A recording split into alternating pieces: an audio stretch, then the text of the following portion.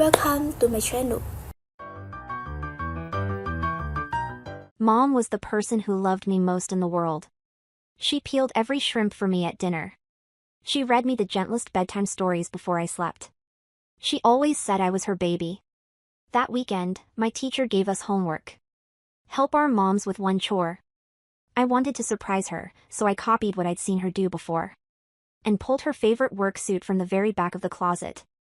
I soaked it carefully in water, thinking she would look so pretty in it when she wore it again. But the second the fabric got wet, it shrank and twisted out of shape. It was ruined when Mom came home and saw it. She went crazy. She snatched the suit out of the water and screamed at me. Like she was falling apart. There were dozens of clothes in this house. And you just had to touch the suit. Did you do this on purpose? Then she slapped me so hard.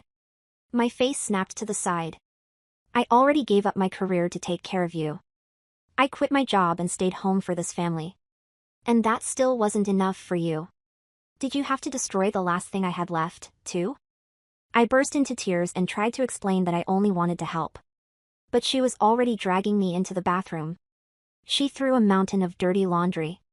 And a pile of bottles and containers at my feet and locked the door from the outside. If I'd never had you, I'd already be a senior partner at one of the top firms in the country. You want to wash clothes so bad? Fine. Don't even think about coming out. Until every single thing in there is clean. I froze for a few seconds. Then I started crying, but I didn't dare cry too loud. I just wiped my nose with my sleeve. I wanted her to calm down fast. So I twisted open one of the bottles and poured it into the basin. The smell hit me instantly. My head spun. Mom was out in the living room watching television. She didn't notice that one of the bottles she had thrown in with the rest was a heavy-duty drain cleaner with a warning label that said it was unsafe for children. The sharp chemical smell burned my nose and throat. I couldn't breathe. I ran to the locked door and started pounding on it as hard as I could, while the television outside got louder and louder. On purpose, Mom. I'm sorry, can you please stop being mad now? The smell kept getting stronger. My eyes stung so bad I could barely keep them open. I covered my mouth and nose and stumbled toward the door, slamming both hands against it. Mom, cough. Cough, I don't feel good. Let me out, cough, cough. I was coughing so hard I could barely get the words out. But all I heard was the remote clicking outside. Then the television blasted even louder. The bloom set to 80, even Mom's voice got drowned out. But I could still hear her muttering through clenched teeth. So annoying, she's doing this again. I hit the door until my palms turned red. Mom, I'm dizzy, cough. Cough, I'm not throwing a tantrum. Nobody answered, only the fake laughter from some loud television show kept crashing through the apartment. I slid down onto the floor, gasping. My chest felt like it was on fire. The air was thick with that horrible corrosive smell. And my throat was getting weaker and weaker. Right when I thought I was going to collapse, I heard Mom's phone ring outside. It was a video call, Dad. Hey, babe. Why is it just you? Where's Qley? Dad, help me. I'm in here. I threw myself at the door and screamed, my voice shaking so hard it was almost just crying. But Mom answered lightly like it was nothing. She's in the bathroom washing clothes. She accidentally ruined my suit. So I told her to stay in there and think about what she did. She's just throwing a fit. It's fine washing clothes this late. Yeah, she's being difficult today, anyway. I'm watching television, I'll call you later. The call ended, then the volume went up again. Drowning out everything, I coughed so hard. My chest started to ache, my vision blurred. I tried to push myself up. But my body wouldn't listen anymore. Then my legs gave out, I hit the floor hard. My cheek pressed against the cold tile. The world went quiet, only the television was still going. After a while, the television suddenly shut off. I heard Mom's footsteps. She walked up to the bathroom door and stopped. She leaned against it and listened. I tried to scream, but my soul had no voice anymore. Outside the door, she said softly. Done acting up, you know you were wrong now. There was even a little relief in her voice. Then she turned and walked away. I slumped against the door, helpless, and watched her back disappear through the crack. I think I fell asleep, or maybe I woke up. My body felt strangely light. Then I saw myself floating in the air. And below me, the small version of me was still lying on the bathroom floor. Completely still, I watched Mom go into the kitchen. She took strawberries and milk from the fridge. She turned on the blender. She looked tired, but the corners of her mouth lifted a little. That girl is so stubborn, whatever. I'll make her favorite strawberry pudding. She can have some when she comes out. I tried to run to her and hug her. Mom, I'm not mad. I'm not pouting, I was asking for help. But my hands passed right through her shoulder. That was when I understood I was dead. Mom carried a glass bowl to the bathroom door and set it down by the entrance. Qley, come out and eat some pudding. She knocked gently, patiently, still sounding a little sweet. Don't pout anymore, Mommy was too harsh earlier. Come out, okay? Eat first and then we'll make up. She waited a few seconds, no answer. I floated behind her and waved frantically. Mom, I'm right here. I can't come out, Mom frowned and let out a long sigh. You're acting up again, seriously. This child is stubborn as hell. Time passed second by second. The pudding sat untouched. Fine, have it your way. Let's see how long you can keep this up. She let out a cold laugh and took the bowl away behind the door. My body had already gone cold. The next morning, Mom walked to the bathroom and knocked. Qley, wake up. It's time for school, no response. The silence in the air was terrifying. Mom frowned, you're still pretending what you think? Skipping school is going to scare me. She sneered and pulled out her phone to call my teacher. Hi, Miss Parker. Qley isn't feeling well today. She won't get up no matter what I say. I think she might have a fever. Could you please excuse her for the day? I stood right beside her, too shocked to speak. I wasn't skipping school, I wasn't refusing to go. I was dead, but Mom didn't know that. She hung up and absent-mindedly straightened the living room, while muttering under her breath. She throws tantrums all day, and thinks one missed day of school is enough to scare me. Please, I'm not one of those moms who gives in that easily. A cold feeling spread through my chest. I wanted to hug her to let her feel my warmth. But my body was transparent when I passed through her arm. She didn't feel a thing, that evening. Dad finally got home from work. The second he stepped inside, he felt something was off. Why? Why is it so quiet? Mom threw the remote onto the couch. Your daughter is pulling one of her little stunts again. She even skipped school, Dad stared at her. Why would Qley randomly refuse to go to school? Don't start defending her. She's getting completely out of control. Dad set down his briefcase and headed straight for the bathroom. I'm going to check on her. Mom panicked and grabbed his arm. Don't, the more attention you give her, the worse she gets, Dad frowned. She's been in there a whole day already. No matter how upset she is, she still needs food and water. Mom's voice, shut up. I already gave up my career for this family. What gives you the right to act like you understand her better than I do? You work one day and come home tired. I do this every damn day all year long. Who cares about me? Her eyes reddened. She covered her face and suddenly broke down. What did I do to deserve being tortured like this by her? Her emotions snapped like a wire pulled too tight. Her crying came fast, crushed down, frantic. Dad went still, I stood between them, desperate enough to tear myself apart. Please stop fighting, Qley's not okay. Please stop fighting, but no one could hear me. Dad patted Mom gently on the shoulder. Hey, calm down. I'm not blaming you, but we still need to open the door. We need to check on our daughter first. Mom slapped his hand away. Do not open it. Dad's hand froze in midair. He walked to the bathroom and lowered his voice. Qley, don't fight with Mom anymore. Come out, sweetheart. I said, leave her alone. Mom rushed over and yanked him back.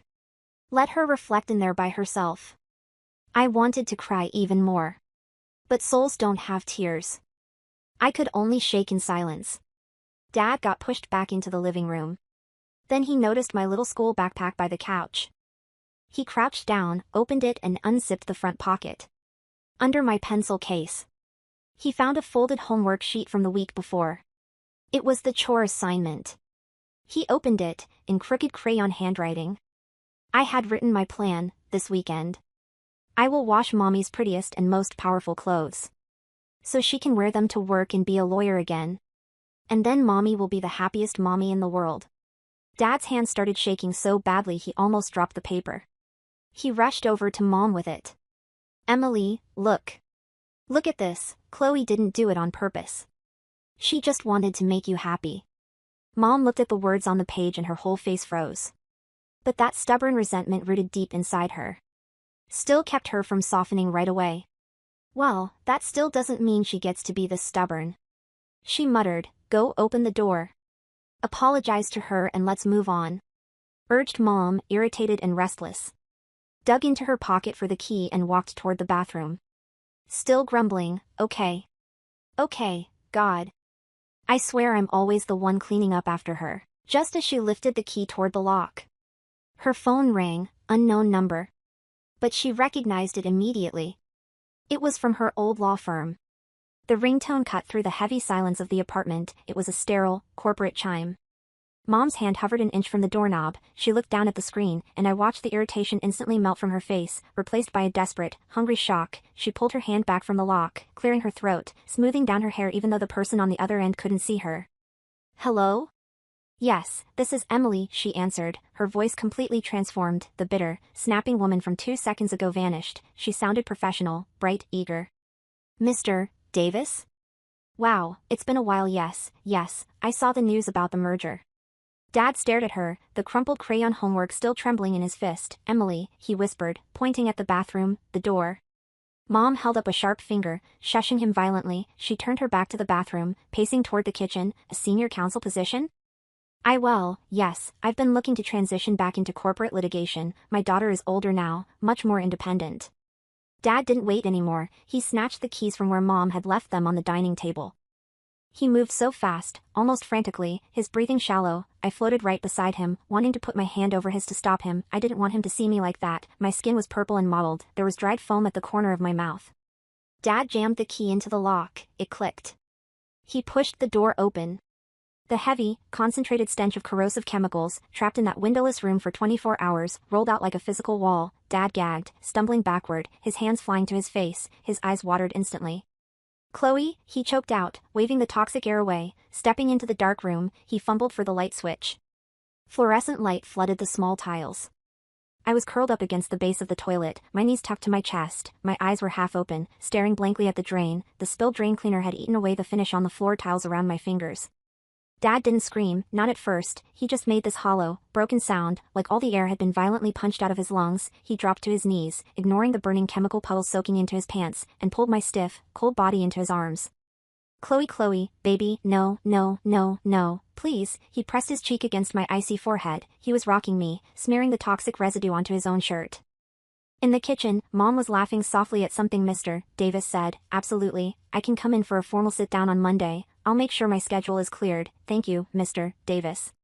She hung up the phone. I watched her let out a massive, triumphant breath, her eyes closed in pure victory. Did you hear that? She called out to the living room, walking back toward the hallway. They want me back, senior counsel. I told you, She stopped in the doorway.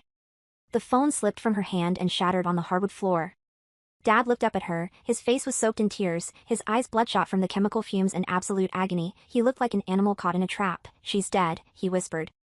Mom stared at my body. For a second, her face went entirely slack, her eyes darted from my blue lips to the empty, overturned bottle of industrial drain cleaner, to the mountain of dirty clothes shoved in the corner. I drifted closer to her. Cry, I begged her in my head. Please, Mom, just cry for me, just once. Instead, she took a step backward, her breathing hitched, shallow and fast. No, she muttered, no, she passed out, she's acting. Qley, get up. She's cold, Emily. Dad roared, the sound tearing his throat. She's been dead for hours. You locked her in here. You locked her in here with this poison. I didn't know. Mom shrieked, her voice pitching into a hysterical, defensive squeal. I didn't know that bottle was in there. She shouldn't have opened it. I told her to wash the clothes, not play with the cleaning supplies. Dad gently laid my head down on a towel. He stood up slowly. He didn't look like my dad anymore. He looked like a stranger, staring at a monster. He looked down at his own hand, still clutching the crumpled paper with my crayon handwriting. So she can wear them to work and be a lawyer again. He shoved the paper into Mom's chest. She flinched, stumbling back. Call 911, Dad said. His voice was completely dead. Mom didn't move. Her eyes darted toward the hallway, toward the shattered phone. David, wait, think about this. Dad froze. What? If you tell them I locked the door, they're going to misunderstand. Her chest heaved. The panic in her eyes wasn't for me. It was for the phone call she had just taken. It was an accident. The lock gets stuck. You know it gets stuck. She locked herself in. I hovered near the ceiling, looking down at the woman who gave birth to me. I felt a sudden, terrible freezing sensation in my chest, colder than the bathroom floor had been. Dad stepped forward and grabbed her by the shoulders, slamming her against the doorframe. You want to lie? Our daughter is dead on the floor, and you are thinking about your job? I sacrificed everything for her. Mom screamed back, tears of absolute rage finally spilling over, and now she does this? Now, right when I finally get my life back, she ruins it? She ruined my suit, and now she's ruining my life. Dad let go of her as if she were made of acid. He backed away, pulled his own phone from his pocket, and dialed 911. Mom slid down the wall, pulling her knees to her chest, rocking back and forth, but she wasn't looking at me. She was looking at the front door. The flashing red and blue lights painted the apartment walls in harsh, jagged strokes. Men in uniform swarmed the house. They put yellow tape across the bathroom door. They put my small body into a thick black bag and zipped it shut. I watched the zipper close over my face, sealing away the little girl I used to be. I was untethered now, floating in the corner of the living room, tethered only to the people who had created me. A detective, a tired-looking woman in a gray trench coat, sat on our couch with a notepad. Mom was wrapped in a blanket. She was putting on a master class. She was throwing a tantrum. Mom sobbed into a tissue, her shoulders shaking perfectly. She went into the bathroom and locked the door. I told her to come out, but she wouldn't listen. She's always been so strong-willed. I left her alone to cool off. I fell asleep. When I woke up, she wouldn't answer. And the chemicals, ma'am? The detective asked gently. We keep them under the sink. I don't know why she poured them out. She was trying to punish me. She always tried to punish me for making her do chores. I looked at Dad. He was sitting in the armchair opposite them. He hadn't changed his clothes. The knees of his trousers were still bleached white from the chemical puddle. He was staring at the coffee table, silent. Tell them, Dad, I whispered, drifting right next to his ear. Tell them she locked it from the outside. Tell them about the TV. The detective turned to Dad. Sir? Is that how you remember it?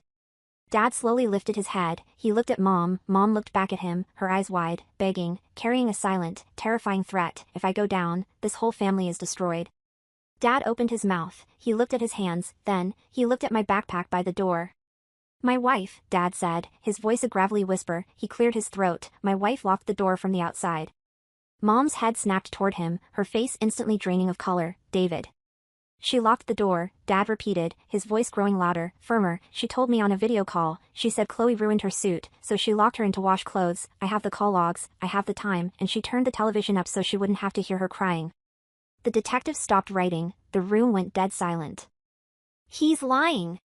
Mom shrieked, standing up so fast the blanket fell to the floor. He wasn't even here. He's always at work. He doesn't know anything about how hard it is to raise her. He's just grieving. He's out of his mind. Dad reached into his pocket and pulled out the folded, crayon-covered paper. He placed it carefully on the glass coffee table, sliding it toward the detective.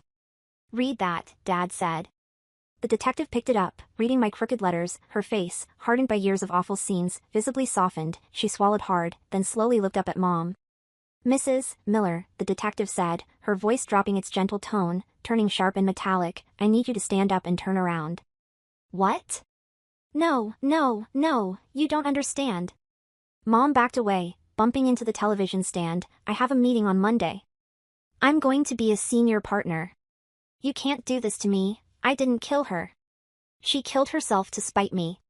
Two uniformed officers stepped forward. They grabbed Mom's arms, forcing them behind her back. The sharp click of the handcuffs echoed through the living room. It sounded exactly like the click of the bathroom lock. As they marched her toward the door, Mom locked eyes with the empty space in the room. For a split second, I thought she saw me. Her eyes widened, her jaw trembling. You did this, she hissed to the empty air, her face twisted in pure hatred. You finally won. They pushed her out the door. Dad didn't watch her go. He leaned forward, burying his face in his hands, and finally began to sob. It was a terrible, deep sound, like a mountain crumbling from the inside. I floated down and wrapped my transparent arms around his neck. He couldn't feel me, but I felt him. I stayed with him until the sun came up. The trial didn't happen for 8 months. I learned a lot about being a ghost during that time. I couldn't move objects, and I couldn't speak, but I could travel anywhere Mom or Dad went. Mostly, I stayed with Mom. She was in a county jail, awaiting trial for aggravated manslaughter and child endangerment. The high-profile law firm, terrified of the PR nightmare, had immediately publicly distanced themselves from her. Mr. Davis released a statement saying they condemned the horrific actions of their former employee. When Mom read that in the jail newspaper, she tore the paper into confetti with her bare teeth. She spent her days pacing her small cell. It was roughly the same size as our bathroom at home. The walls were painted a sickening institutional green. There was a metal toilet in the corner, and a small cot. There was no window, just a heavy metal door with a small slit for food. At first, she was fiercely arrogant. She fired 3 public defenders because they suggested she take a plea deal. "I am a better lawyer than all of you combined," she sneered through the reinforced glass at her 4th attorney. "We go to trial. We blame the manufacturer of the drain cleaner. The warning label was too small. We blame my husband for not keeping the chemicals on a higher shelf. I am the victim of a tragic accident." But as the months dragged on, the isolation began to eat at her. Without her career, without her suits, without her pristine kitchen and her television to drown out her thoughts, she had nothing left but the silence. Sometimes, late at night, I would stand in the corner of her cell. I didn't try to scare her. I just stood there, wearing the pajamas I died in, watching her. One night, she woke up in a cold sweat. She sat up, her eyes darting around the dark cell. The ventilation system was broken, and the room was incredibly stuffy. She started coughing. Cough, cough. She clutched her throat, her eyes wide. She scrambled off the cot and ran to the metal door, pounding on it. "Guard," she yelled. "Guard, it's too hot in here. I can't breathe." No one answered. The cell block was dead quiet. She slammed her palms against the metal door. "Let me out. I don't feel good." I drifted closer to her. I remembered slamming my little hands against the wooden door. I remembered the burning in my chest. She slid down the metal door, gasping, her hands turning red. She looked at the floor, and for a moment, her eyes seemed to track something invisible. She recoiled, pulling her knees to her chest.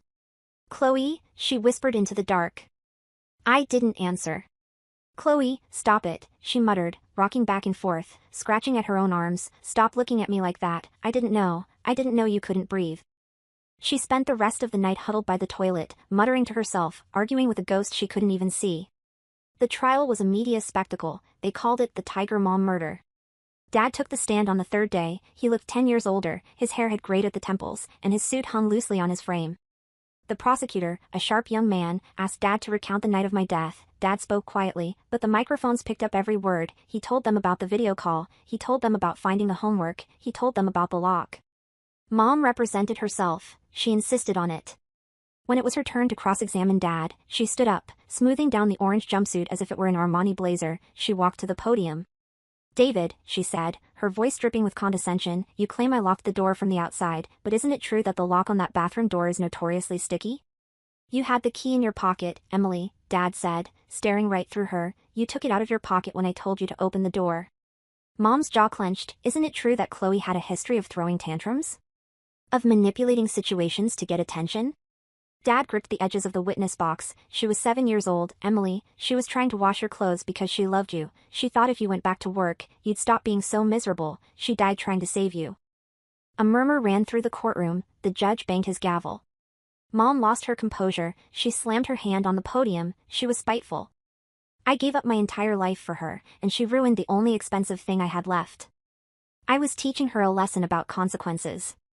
The courtroom fell dead silent again. The jury stared at her in horrified fascination. Mom realized what she had just said. She froze, her mouth slightly open. She looked at the jury box. She looked at the judge. She looked at the gallery, where reporters were typing frantically. Her carefully constructed defense had just shattered. Her true self, the bitter, resentful, narcissistic woman who valued a piece of fabric over her daughter's lungs, was out in the open for the entire world to see. The prosecutor didn't even ask for a redirect. He just rested his case. The jury took less than 2 hours to deliberate. Guilty of manslaughter in the 1st degree, guilty of felony child endangerment. When the foreman read the verdict, Mom didn't cry, she didn't scream, she just slumped into her chair, her eyes totally blank, her mouth moving in a silent, repetitive rhythm. I floated down to the defense table and looked closely at her face. I read her lips. "My suit, my suit, my suit." She wasn't thinking about me, she was still thinking about the clothes. The judge sentenced her to 25 years in a maximum security state penitentiary. Dad packed up our apartment a week later. He threw away all of Mom's clothes, bagging them up in heavy black trash bags and tossing them in the dumpster. He kept my backpack, my crayon drawings, and the little stuffed bear I used to sleep with. He drove away, moving to a different state, trying to outrun the ghost of our family. I didn't follow him. I knew he needed to heal. He couldn't do that with me hovering over his shoulder. Instead, I stayed at the prison. State Correctional Facility, Cell Block D. Mom's new home was even smaller than the county jail cell. The warden, knowing her background as a lawyer, put her in a solitary confinement unit for her own protection against the general population. 23 hours a day, locked behind a solid steel door, no windows, just a slit for a food tray. Exactly like the bathroom. Years passed, I lost track of time. Without the sun to guide me, existence became a blur, but I watched Mom deteriorate. Without an audience, her narcissism turned inward, eating her alive like the lie that had eaten my lungs. She stopped brushing her hair. She started pacing in perfectly tight circles, mumbling case law to herself, arguing phantom trials to a jury of roaches and concrete walls. One particular evening, the power in the prison went out due to a severe storm. The cell block plunged into absolute darkness, the emergency backup generators failed, the ventilation fans whirred to a halt. The air in the cell grew stagnant, thick, and suffocating. Mom woke up in the pitch black. She scrambled to her feet, her breathing erratic. "Hello," she called out, "guard?" The fans stopped. Silence, just the distant sound of thunder echoing through the concrete. Then, she smelled it. I didn't do it, spirits can't create smells, it was just a memory, a phantom scent born from her own fractured mind, but to her, it was entirely real. The sharp, burning odor of heavy-duty drain cleaner filled her nostrils. She gagged, stumbling backward. No, no, no, no. She ran to the metal door and slammed her hands against it. "Let me out," she screamed, her voice cracking. "I can't breathe. The smell." She pounded on the steel until her knuckles split and bled. She dropped to her knees, pressing her face to the small crack at the bottom of the door, gasping for fresh air. "Cough, cough. Please," she sobbed, tears mixing with the dirt on her face. "I'm sorry. I'm sorry, I'm sorry, I'm sorry." I floated down until I was right in front of her. The cell was pitch black to her, but spirits see everything in a pale, gray light. I looked at the woman who had peeled my shrimp, who had read me bedtime stories, who had twisted my love into a weapon. She was a hollow, pathetic shell now. The powerhouse lawyer was gone, the strict mother was gone, there was only fear left. I knelt down on the cold concrete. I reached out my transparent hand and placed it gently against her cheek. For the first time since I died, she felt it. She stopped pounding on the door, her eyes widened in the dark. She leaned into my touch, a desperate, hysterical sob ripping through her chest. "Qley," she whispered, her voice trembling with absolute terror and pathetic hope. "Qley, are you there? Mommy's sorry, Mommy's so sorry." I didn't feel angry anymore, I didn't feel sad, I just felt tired. I pulled my hand away and stood up. "I know," I whispered into the dark, even though she couldn't hear me, "but you still have to stay in here and think about what you did." I turned my back on her. As I walked through the solid steel door, leaving the cell behind forever, I heard her start screaming again. She was clawing at the door, begging to be let out, coughing into the dark. I didn't stop. I walked out of the prison, through the razor wire, and up into the cool, night sky. The storm clouds were breaking. I saw a single star shining through the gap. I felt myself getting lighter, the gravity of the earth finally letting me go. I closed my eyes, and let the wind carry me away. Thanks for listening. If you enjoy this story, don't forget to like, subscribe, and share your thoughts in the comments. See you in the next story.